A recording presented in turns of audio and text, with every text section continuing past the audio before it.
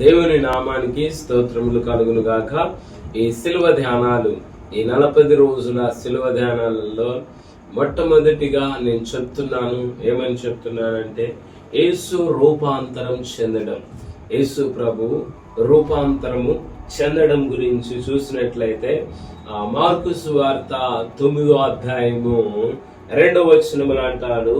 ఏమని అంటాడంటే, ఆ యొక్క 6 దినములైన తరువాత యేసు పేతురును యాకోబును యోహానును మాత్రం వెంట పెట్టుకొని ఎత్తైన యొక్క కొండ మీదికి ఏకాంతముగా వారిని తోడుకొని పోయి వారి ఎదుట రూపాంతరము చెందినాడు అని చెప్తున్నాడు.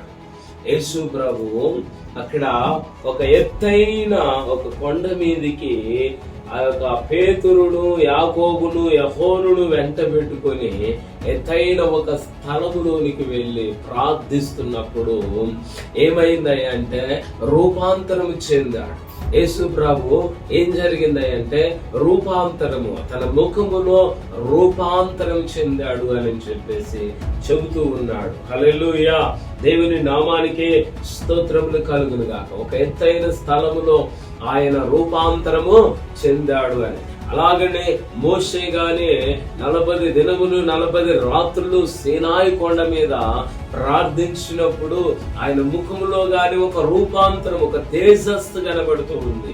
ఈ రోజులలో చూసినట్లయితే దేవునితో సమయం గడిపిన వారు ఏకాంతంగా ప్రార్థించేవారు, ఎత్తైన స్థలములో ప్రార్థించేవారు రూపాంతరం చెందుతారు అని చెప్పేసి దేవుని వాక్యము చెప్పబడుతూ ఉంది. ఈ శిలువ ధ్యానాలలో మొట్టమొదటిగా నేను చెప్పేది ఏంటంటే, ఆ యొక్క యేసు ప్రభు ఏం చేశాడంట, ఆ యొక్క పేతురుడు యోహానును యాకోబును వెంట పెట్టుకొని, తన శిష్యులను వెంట పెట్టుకొని ఆ యొక్క ఎత్తైన స్థలములో ప్రార్థించినప్పుడు, ఏకాంతంగా ప్రార్థించినప్పుడు తన ముఖము ప్రకాశవంతంగా అయింది. అందుకనే దేవుని బిడ్డలారా, ఈరోజు దేవుడు ఏకాంతంగా ప్రార్థించినప్పుడు, ఏకాంతంగా దేవునితో సమయం గడిపినప్పుడు నీ ముఖము గాని ఏమవుతుందంటే ప్రకాశవంతముగా మార్చబడుతుంది. God bless you.